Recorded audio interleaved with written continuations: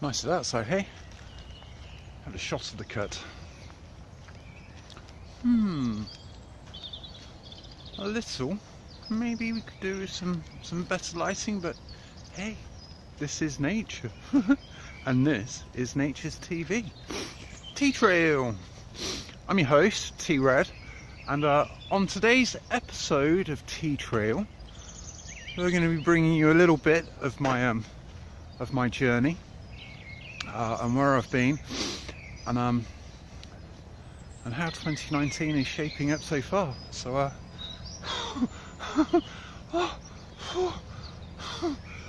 holy shift! What an incredible season I'm in.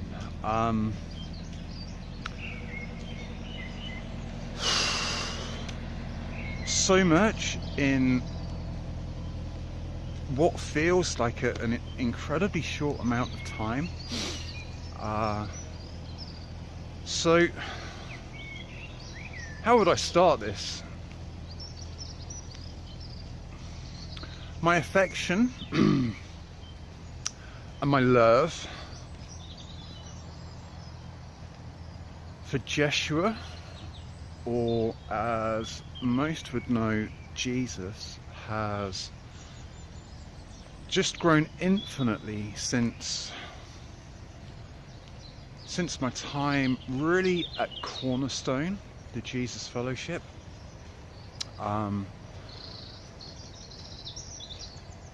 He was always the one master who I resonated with most. But some things have become clear on my path that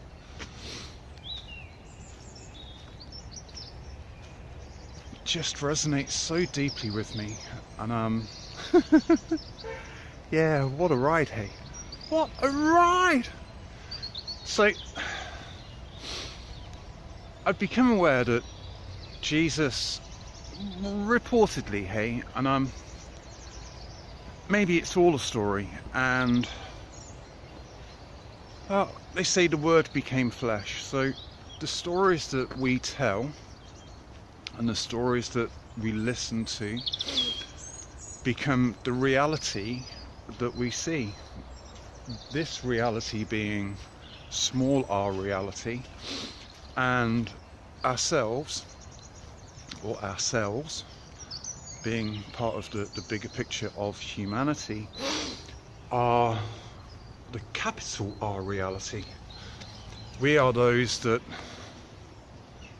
well, that put flesh to all of this through our beliefs and our experiences, our desires and our intentions.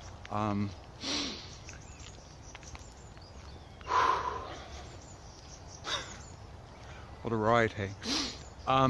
So I suppose around November time or thereabouts, I found the most beautiful channel on YouTube called Giving Voice to the Wisdom Within, which is a whole host of audiobooks narrated by a guy called Barry, and there are 7 years worth of the most just profound and incredibly enlightening books that I've had the pleasure to come across. And included within those books are a set of channelings from Jeshua ben Joseph, aka Jesus. So I'd highly recommend, if it's something that kind of rings your bell, to have a look. Every word just resonates with me, and fills me with so much joy and optimism that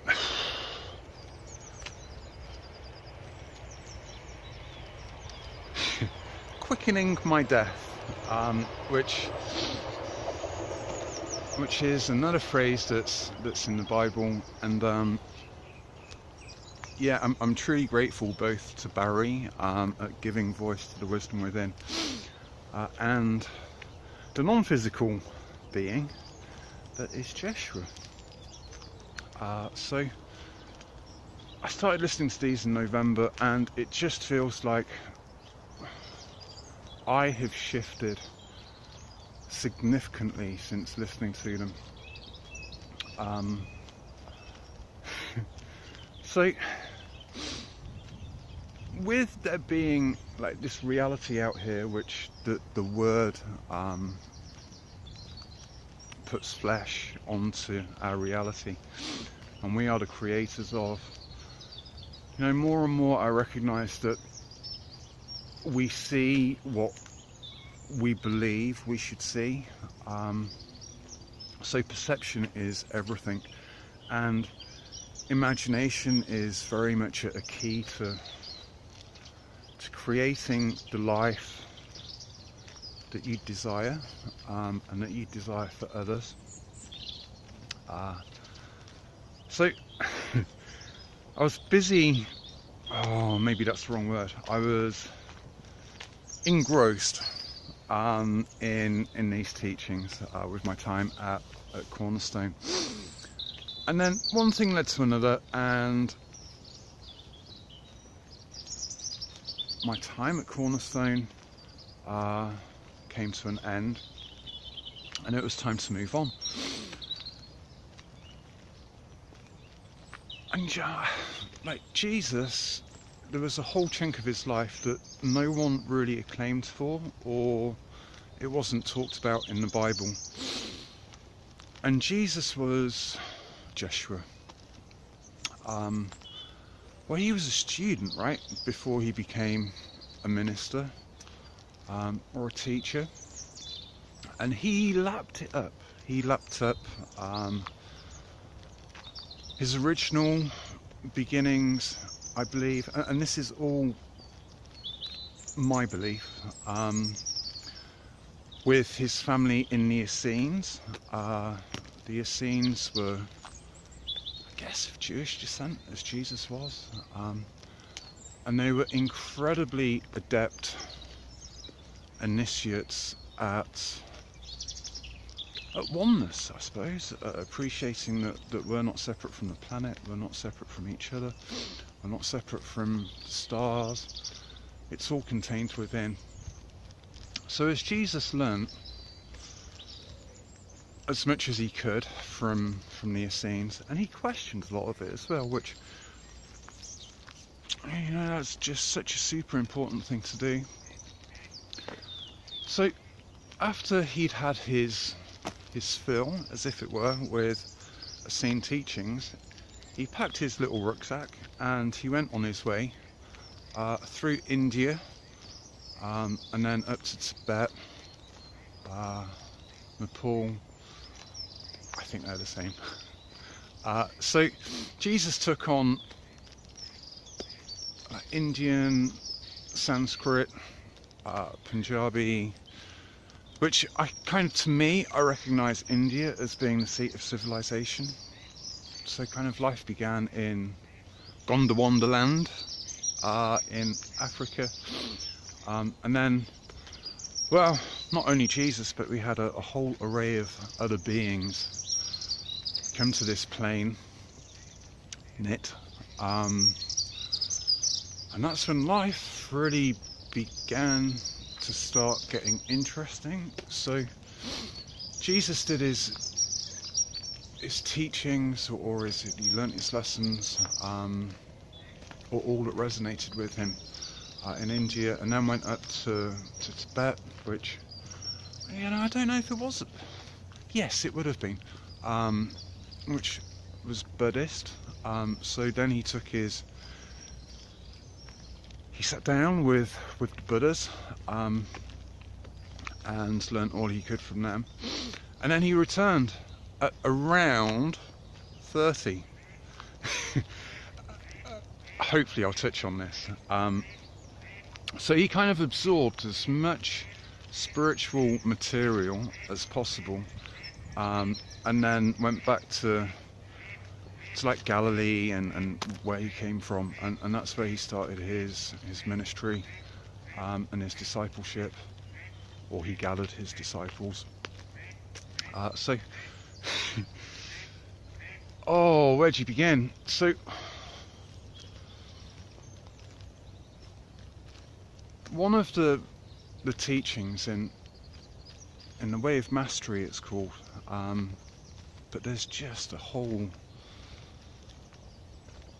treasure trove of gesture channelings. But as there's nothing out there, every word in the Bible, Christmas, the birth and Easter, the resurrection, every one of those words refers to you and I, and we are the one.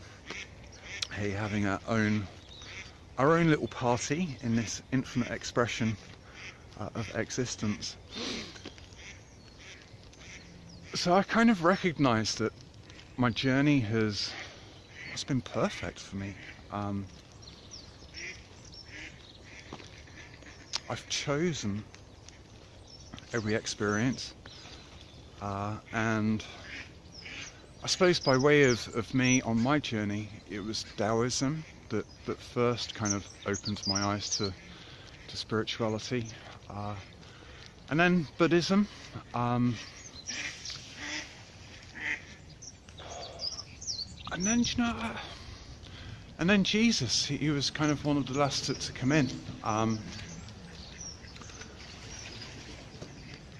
So that was my beginning, and then it just appears that I've been on this most beautiful journey, like with running would be like just up there, as for me to get to know what my body can do, its possibilities, and it's endless possibilities.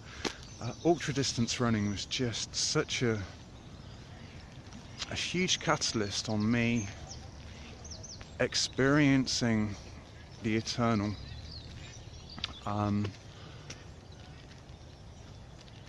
then that led to just so many things, like turning my TV off, and hello Rog, turning my TV off, changing my diet, meeting just the most incredible array of beings and non-physical beings on my journey, who are here to help and guide, which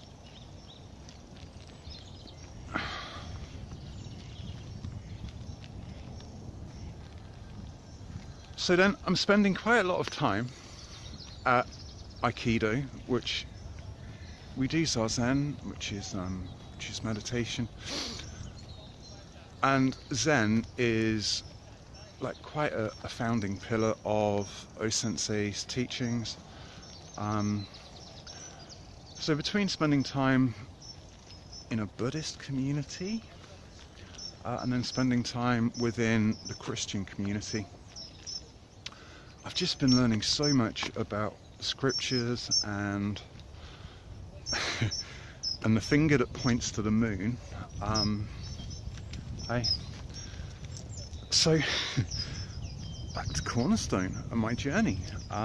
So as it was time to leave Cornerstone, there was a large portion of me that said the journey is forward. It's always, there are far greater things that lie ahead than ever lay behind. And Cornerstone was, for me, to come from living by myself to then living with a community of 15 people. Wow, it was amazing. And the learning that went on, the blessings and the rubbing up against each other, and like 2s and 3s gets mentioned quite a lot in the Bible. And when people come together in groups of 2 or 3, there's a strength, there's commitment, there's accountability. Greetings. So, when groups of 2 or 3 come together, So we're back indoors, and yeah, there's something causing a massive drain of energy on my phone, which is interesting. So yeah, groups of 2 and 3. When groups come together, the power of the Lord or the universe or source is magnified. We have sympathetic vibrations, so we come together if we're working on the same. Our passions are similar, and you see that in community. Like, community is a beautiful thing. It has its pros and its cons. For having spent some time within community, they're essential, hey, for people to step into, like Spirit Horse, my time at Spirit Horse, for people to help realise their own true beings. But for me, I love where I am, and my community of Elf Church, the village I live in, is just, oh man. I love being here, and I love the opportunity of just loving the shit out of life.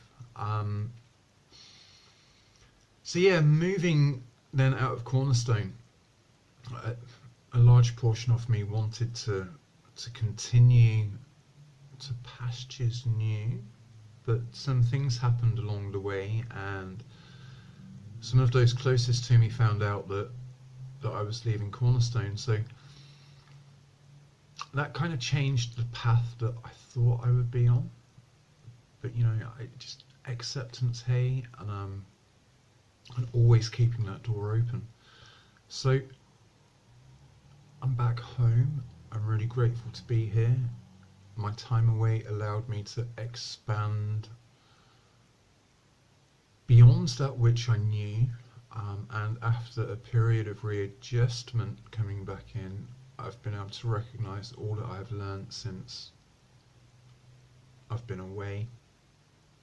So kind of everything is perfect, hey? All is all. And so as Sensei, if I could have a short stay in the dojo, and the dojo is one of the most special places I can imagine. I was super fortunate because it's pretty unique. It's been cut into the Licky Hills. It's an old church, and to my romantic little mind, it felt very much like a cave or a tomb.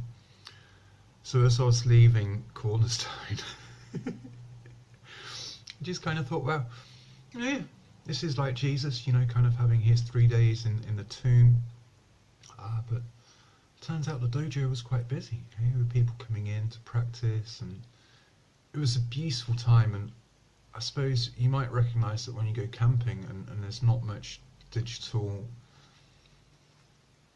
gadgets or things around you, you just kind of rest. You fall asleep a lot more.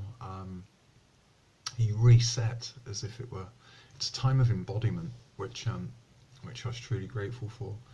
And then, I suppose, as I mentioned earlier, about 30 years, and having spent time now with Buddhist community, Christian community, I've come across the most beautiful guy called David Armstrong, who is, I say translating, but that's the wrong word. He is revealing the true meaning of the Hebrewic meaning of the words, which is what the Bible was originally written in, and revealing a whole host of new information, or information as it should have been portrayed. So it very much feels now like I'm spending time with the House of David. So it's all about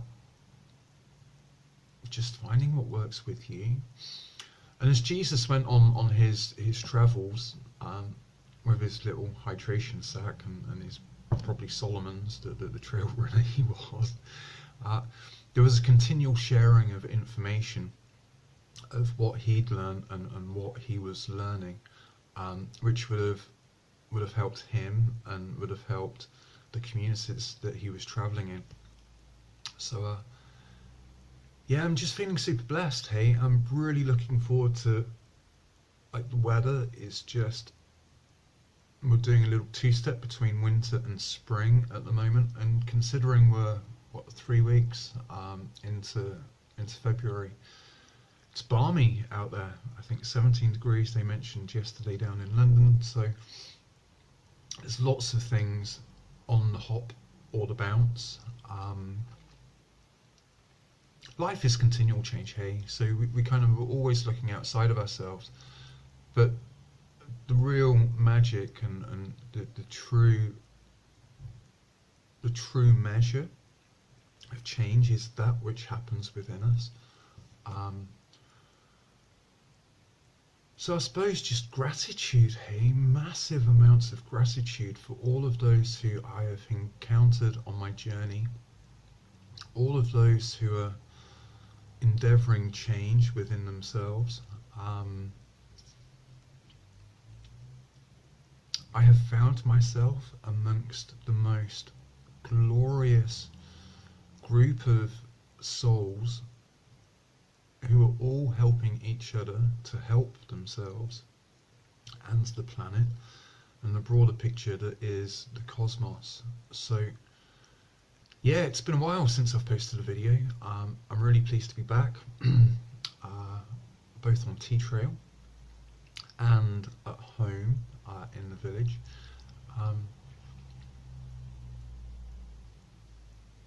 So super blessed. So yeah, I love you guys, lots and lots. There'll be more coming from me. I don't know when. It's not like I have a schedule or anything, but there'll be more from me. If I can help you in any way, please feel free to get in touch. And just thank you, really. Massive amounts of gratitude to you for being on your journey, and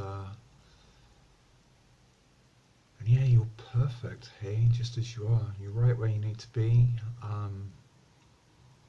You are so loved, so loved. And I only see good things ahead. So, I've been T-Red on T-Trail, Nature's TV. And get out there, get some sunshine. It's one of the most beneficial things we can ever do. Time to say goodbye to citizenship, and it's time to say hello to the sunship. We are rising, and yeah, we're making incredible progress. So on that note, peace and love. We'll see you out on the trail soon. All right.